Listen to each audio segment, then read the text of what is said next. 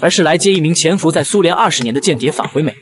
因为前不久他们收到消息，一处秘密实验室内成功研制出了一种可怕的生物武器。这种武器无色无味，一旦被释放出来，周围任何生物都将瞬间倒下。而这名间谍早已在这实验室潜伏多年，见武器已经研制成功，他便做好了将毒液带出去的打算。就在所有科学家们都在观察实验过程时，他已经悄悄地取出了一管毒液，然后快速为自己做好防护工作，接着拿着毒液走上前。等他们发现情况不对时，已经来不及了。毒液刚被打开，所有人立马倒下。